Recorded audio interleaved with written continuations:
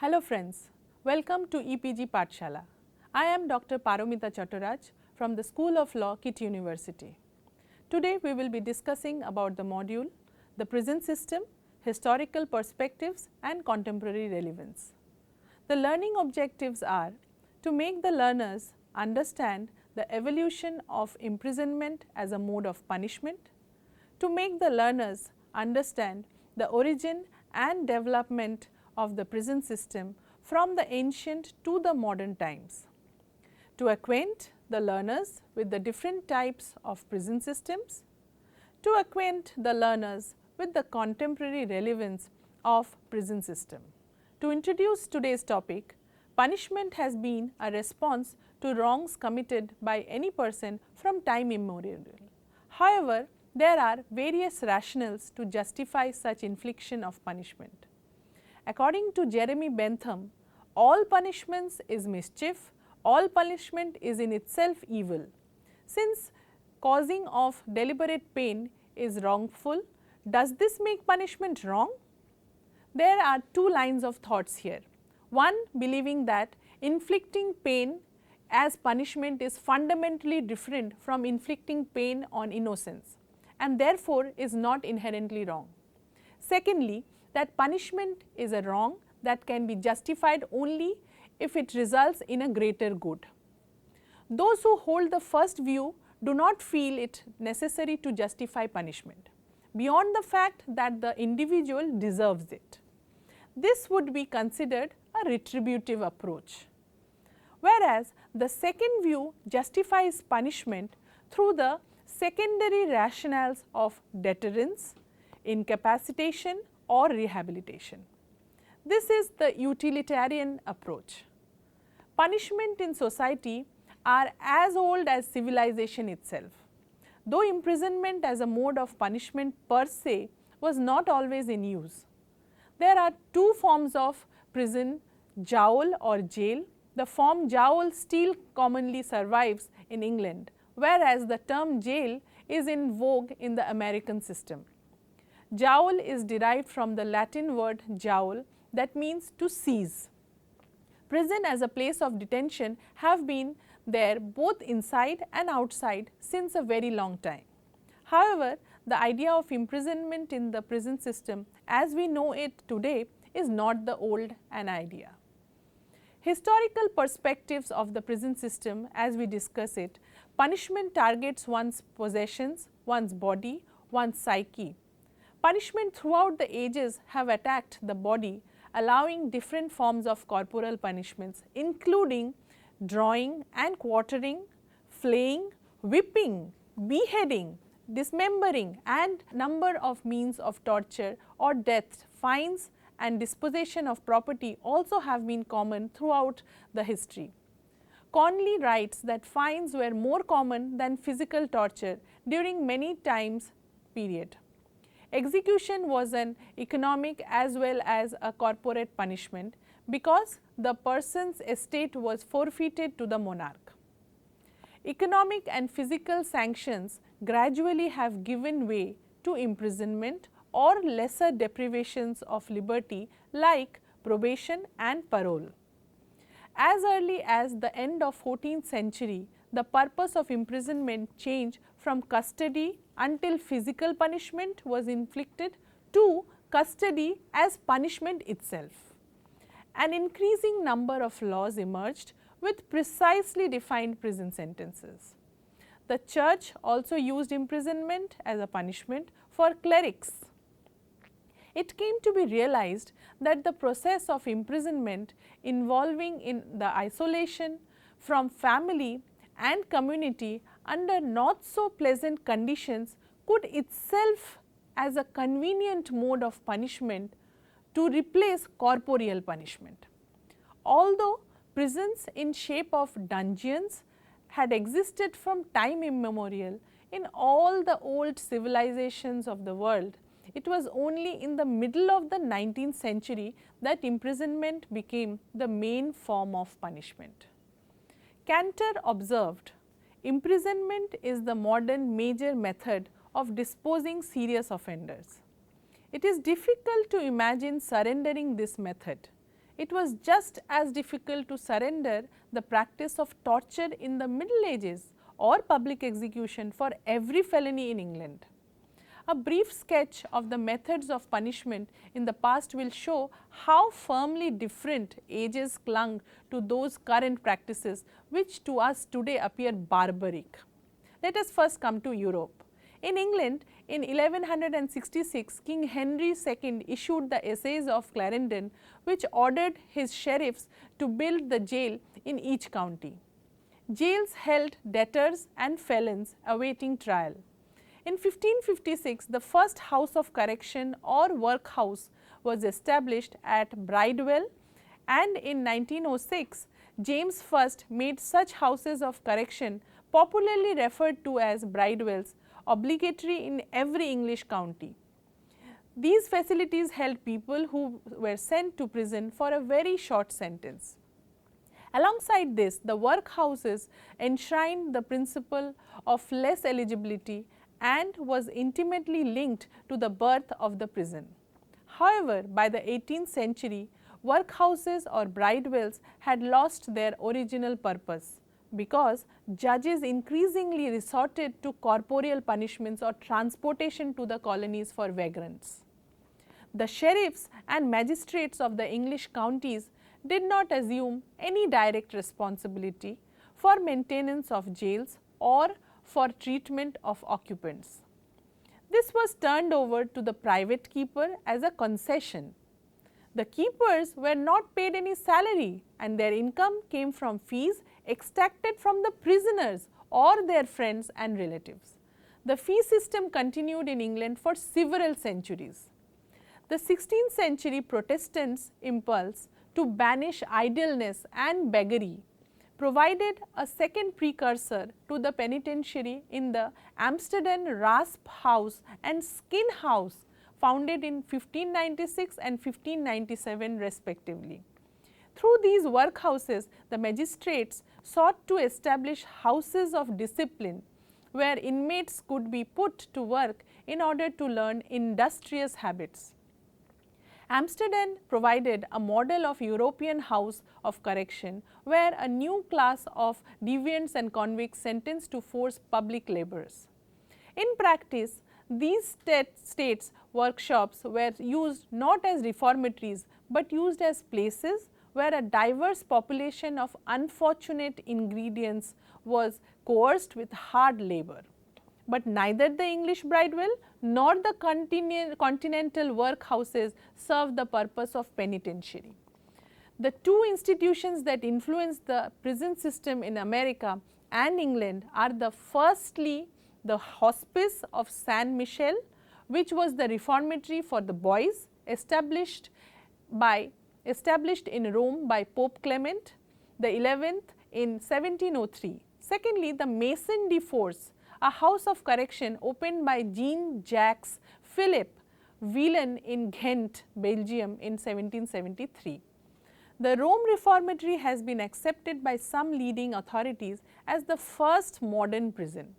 Its principal purpose was moral regeneration through penitence and reflection in cellular isolation at night and congregate work under strict rule of silence during the day. The House of Correction of Belgium could be considered as one of the first long-term convict prisoners. During the 18th century, John Howard emerged as a formidable prison reformer. Howard began a series of inspection to his country prisons as county sheriff of the Bedfordshire from 1773 onwards. His contribution lay in his effort in his systematic statistical reporting and comprehensive proposals for change. He advocated for solitary confinement and hoped to translate the ascetic vigil of the priest into the disciplinary regime of the criminal. His plans for better prison, food, clothing and hygiene were but part of a reform program intended to reset minds as well as disciplined bodies. Howard's humanitarian reforms were sometimes criticized as too expensive and lenient, but he was still regarded as one of the great reformers of the prison reforms. The other significant reformer in this era was Jeremy Bentham. The Panopticon, or the perfect prison as it was known, was designed by Jeremy Bentham and would become the model of prisons for the next century. Its design, which is a square wheel with cell blocks arranged like spokes around the hub, enabled total separation of prisoners while allowing a guard to be placed at the central location to thus observe all the prisoners in the various wings. The separation, isolation and design as a whole were considered integral for the rehabilitation, and thus its intrinsic features were extensively argued amongst dueling reformers. The emergence of penitentiary as a response of the criminal justice system was part of a broader process of institution building that included the rise of factory, free elementary schools, general hospitals, mental hospitals, orphanages and other asylums for the dependent and deviant. The prisoners, by remodeling the society for better public mutations and executions, seem to have lost their efficiency as a deterrent to crime. In 1779, the British Parliament abolished branding and amended the laws relating to transportation, imprisonment and other punishment. To take care of the prisoners who had been formerly transported to America, Britain passed the Hulk Act of 1776, which was the first move towards a convict prison. These floating prisons were actually floating hells, rife with diseases, and many prisoners lost their lives in these miserable wooden coffins. Thereafter, prison reformers like William Eden, William Blackstone and John Howard introduced the Penitentiary Act of 1779.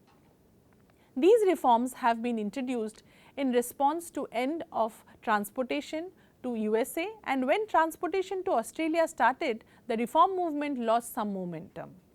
In 1810, however, Samuel Romilly, a renowned reformer, argued that Penitentiary Act should be resurrected. The government responded by appointing the Holford Committee, which recommended that a convict prison should be built. It was to be placed at Millbank, London. The convict prison was born, although it had clearly been a hard labour.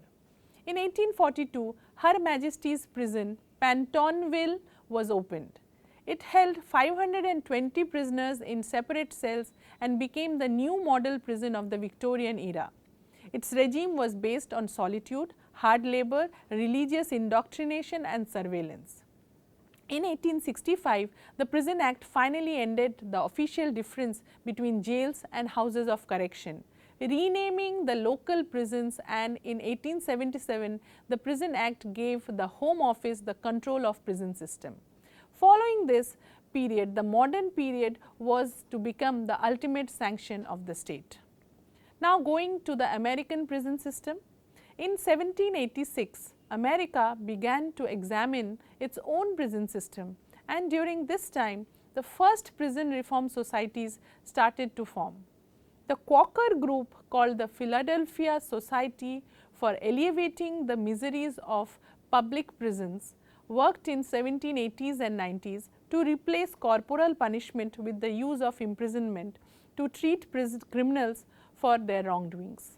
They suggested this be done by combining the ideas of American prisons along with those of the English workhouses, which would allow for a more permanent dwelling for the accused. Their ideas did not remain in force for very long throughout the colonies, but their influence was everlasting. Even after the Revolutionary War, their new criminal codes, which approached punishment more humanely, rapidly spread from Philadelphia to other states. The Enlightenment perhaps played a huge role in prison reform, as the idea that social institutions formed character came into play. This led to the first penal system in America in the form of the Pennsylvania system. In this system, the method of punishment was based on the principle of solitary confinement. fosters penitence and encourages reformation. The Quakers advocated this idea. In 1829, the Eastern State Penitentiary on Cherry Hill in Philadelphia applied this so-called separate philosophy. Prisoners were kept in solitary confinement in cells. An exercise yard completely enclosed to prevent contact among prisoners was attached to each cell. Prisoners saw no one except institution officers and an occasional visitor.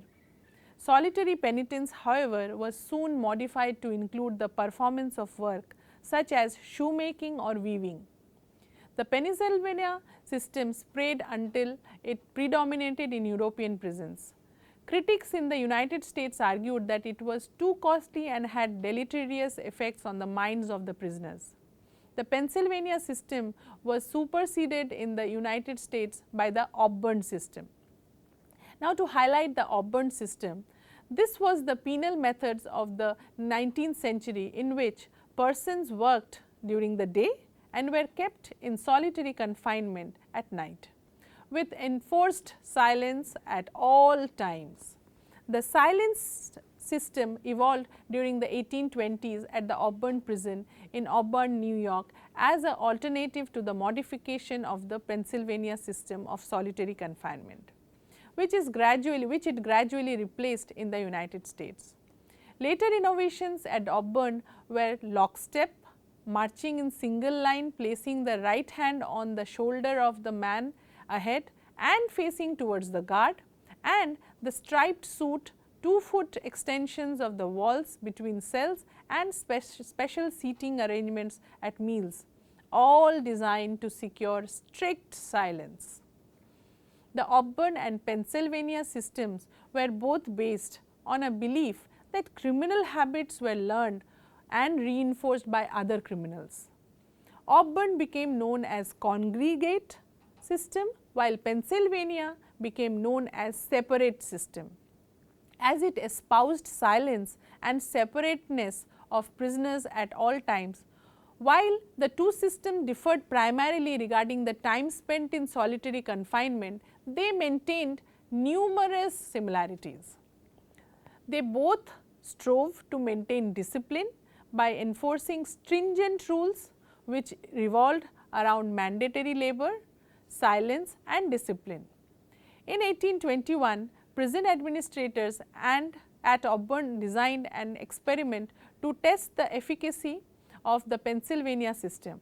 They took 80 of the men they felt were most resistant to reform and placed them in the solitary confinement, enforcing idleness for a period ranging from Christmas of 1821 to Christmas of 1823.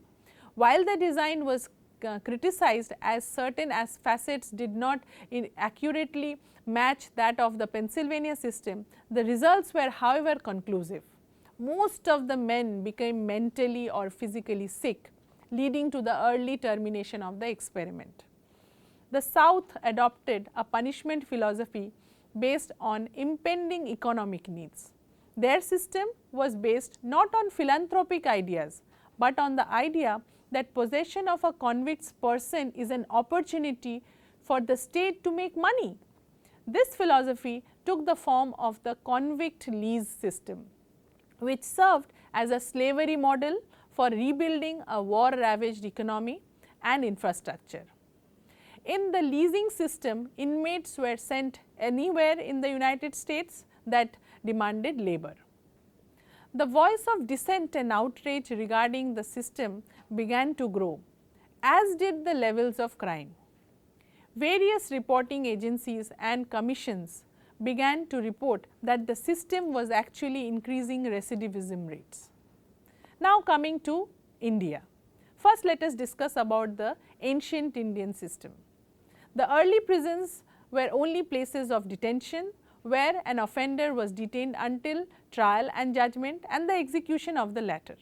The structure of the society in ancient India was founded on the principles enunciated by Manu and explained by Yagnavalkya, Kautilya and others.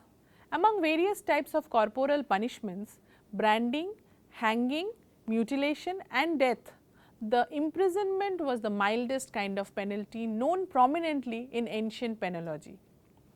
Imprisonment occupied an ordinary place among the penal treatment, and this type of corporal punishment was suggested in Hindu scriptures.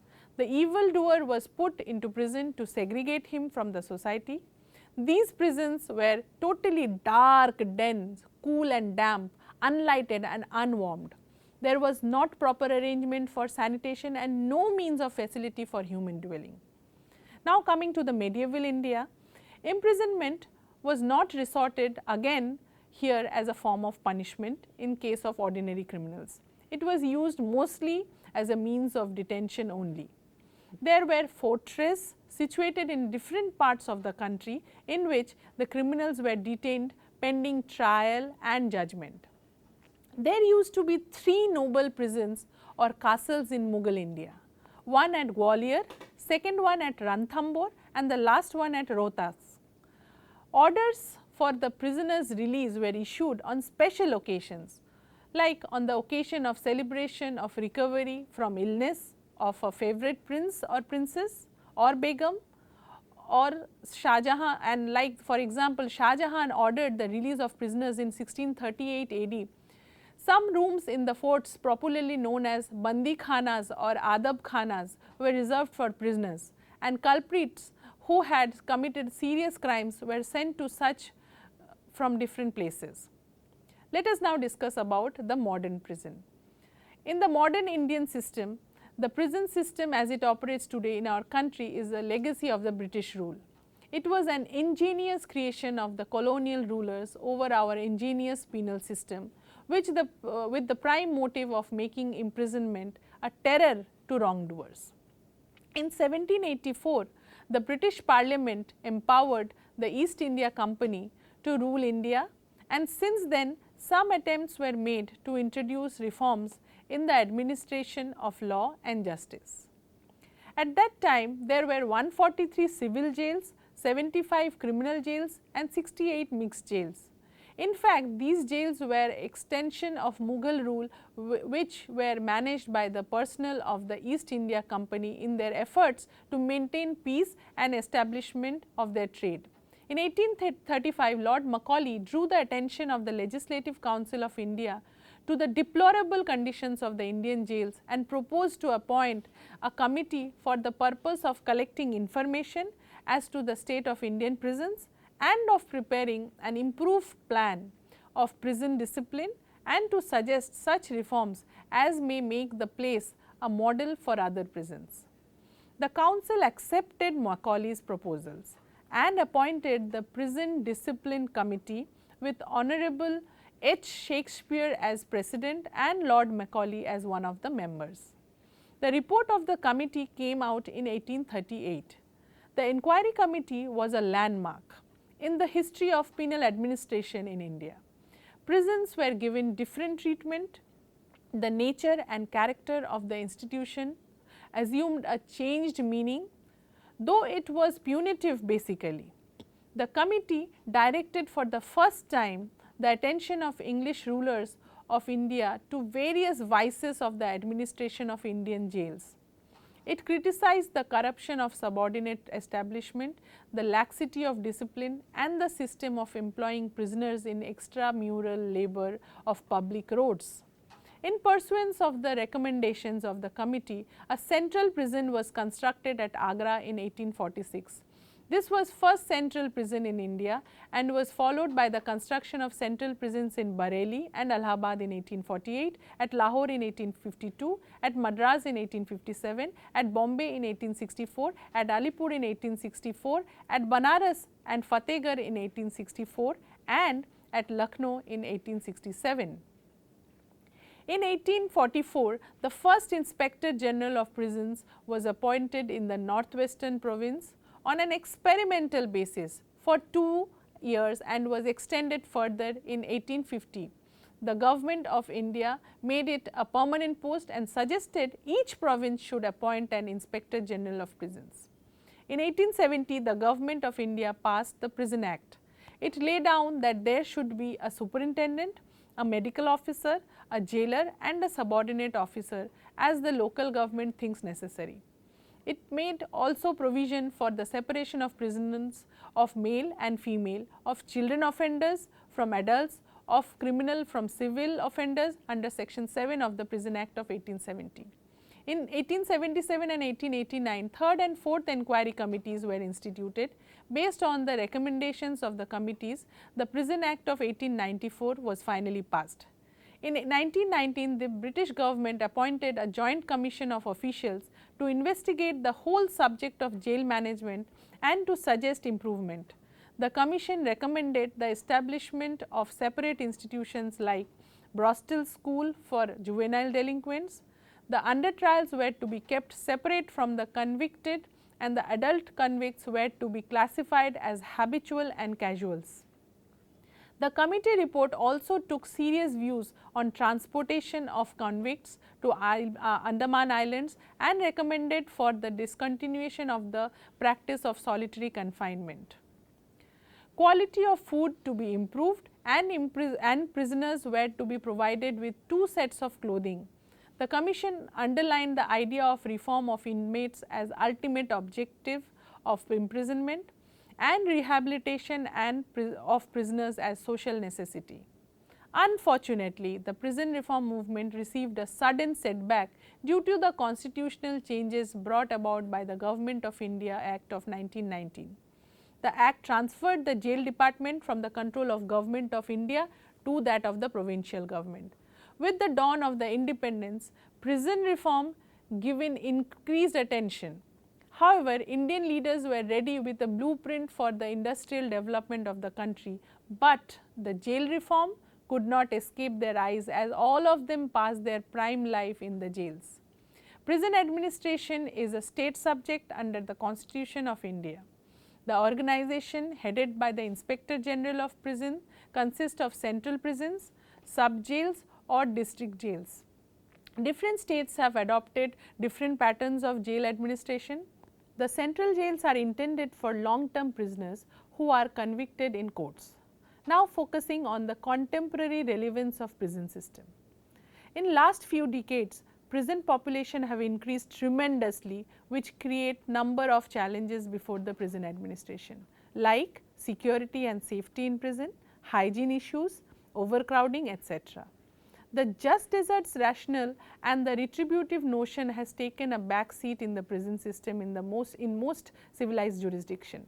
The modern prison system incorporate the rehabilitative ideals, and that is why the period of incarceration is oriented to using the time spent by the inmate for reforming him through education, vocational and other skill based training, and further with mind modulation techniques like yoga and meditation.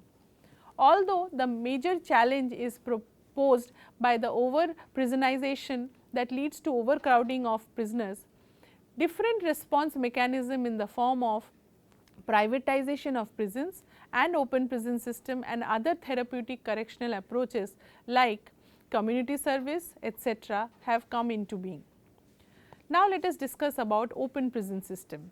Criminologists have expressed different views about the definition of open prison.